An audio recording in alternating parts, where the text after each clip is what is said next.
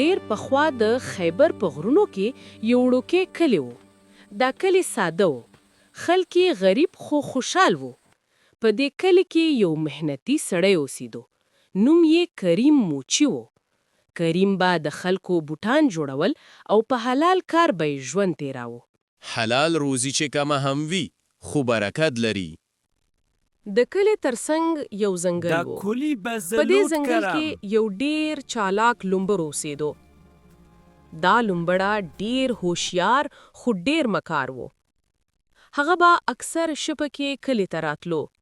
چرګې یوه شپه لومبړه د کریم موچي کور ته راغی.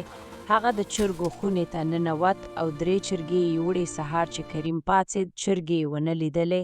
هغه ډیر خفه شو ځکه دا د ماشومانو خوراک و. کریم وویل زه غریب یم خو بې عقل نه یم. دا لومبړی به په عقل نیسم.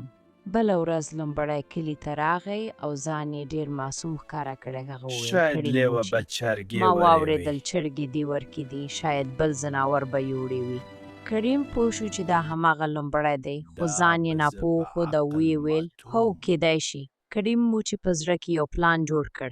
هغه لومبړی ته ویې ویل کوده شپه زما دکان وساتې زه به تا ته خوراک درکړم. هغه شپه کریم د خپل دکان دننه جال جوړ کړی. کله چې شپه شوه لومبړی دکان ته راغی خو چې جال ته ورننوت نو بند شو.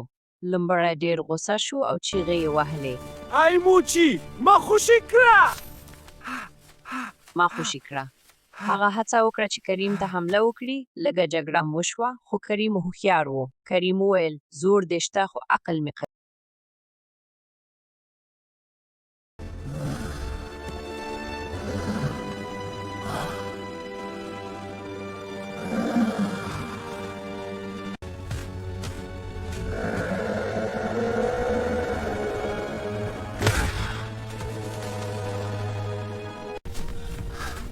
بس موچي بیا به چرګو نه پټوم. کریم لومبړی ته وویل چې که ژمنه وکړي بیا به کلي ته نه راځي نو خوشي به یې کړي. لومبړی سر ښکته کړ او ژمنه یې وکړه. کریم جال خلاص کړ.